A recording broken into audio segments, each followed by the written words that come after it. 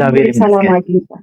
እኔ አምደው ቅዱስ ሚካኤልን ካየሁበት ጊዜ ጀምሮ ያለኝን ሰላም እሱ ነው የሚያውቀው። እግዚአብሔር ይመስገን። ተኝቼ አድራለሁ። በቤት በደጃችን ሰላም ነው። ከዚህ በፊትም ያው እንዳለው ብዙ ነገር ተፈጥሮልናል። አሁንም የቀረውን ይፍታ። አሜን። ለእናንተ እድሜ ከጤና ያድል። አሜን። እግዚአብሔር ያክብርልን። አሜን። እዚህ ድረስ መጥታችሁ በፀሐይ ደከመን ሰለቸን ሳትሉ ይሄን ያህል መስዋዕትነት ለከፈላችሁ እግዚአብሔር ያክብርልን። የአገልግሎት ዘመናችሁ ረጅም ያድርግ። እድሜ በጤና ይጠብቅ። አሜን። አዎ እንደው አለው በስጋ አለው በነፍስ ይበልልን። ሚካኤል የምታስቡትን ሁሉ ይምላል። እኔ ቃላት ያጥረኛል፣ አንደበትም የለኝም የምናገርበትን። አምደው ቅዱስ ሚካኤል ግን ለእናንተ ይሙላላ። ተከበሩ። በእውነት ማንም እንደዚህ የራሴ ጉዳይ ብሎ መስዋዕት የሚከፍል የለም። ብዙ ጊዜ ሞክራለሁኝ ለመጣል፣ ግን ምን ማስፈራሪያ አለ? እረ ዝም ብሎ ሲጣል እንደገና ወደ ሌላ ይተላለፋል።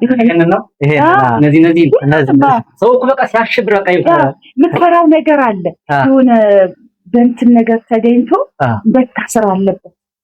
በትክክል በዚህ ደግሞ እስማማለሁ። በዚህ በጸሎቱ መታሰር አለበት የሚለውን እኔም ተስማሚ ነው። ግን እግዚአብሔር በወደደ ቀን እሱ በፈቀደ ቀን አድርጓል።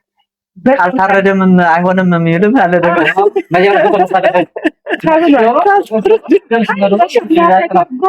መሸኛ ተገርሶ ድግስ ወይ መድኃኒዓለም የታባቱ ከዛ ጨነቀን። ይሄንንም ስንባል እኔማ ቆይ በቃ እኔ የህይወቴ መሰረት አምደው ነው። አሁን ይሁን ምንድነው ይሄን ለማስወገድ ማለት ነው። ይሄን ለማስወገድ ልክ እንደተቀበላችሁ በዛው በለቱ በዛው በቀኑ በዛው በምኑ ግን እኛ ይሄንን ያስገባንበትን ቀን ጊዜ ከመምረጣችን በፊት ግን አምደው ቅዱስ ሚካኤል ራሱ በቅዱስ ጊዮርጊስ ቀን ራሱ መርጦ ዛሬ ይሄን ማድረጉ ራሱ ለኔ ትልቅ ታሪክ ነው። እግዚአብሔር ይመስገን።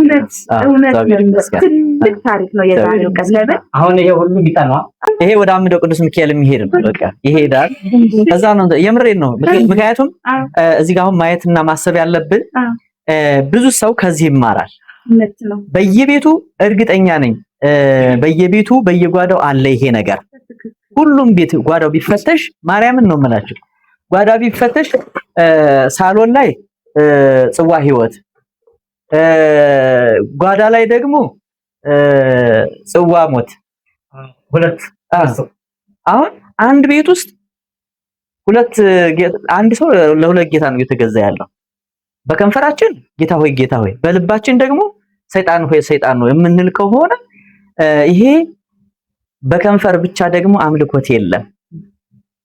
ውስጥ የሚስጥር ጓዳ ውስጥ ይሄ ኮልኮል የሚቀመጥ ትውልድ የሚያጠፋ ተቀምጦ እዚህ ጋር ደግሞ ለይስሙላ ክርስቲያን ናቸው እነሱ ጽዋ ህይወት ማህበርተኛ ናቸው እንደዚህ እንዲባል ሰው ዝም ብሎ ያስቀምጣል ማለት ነው።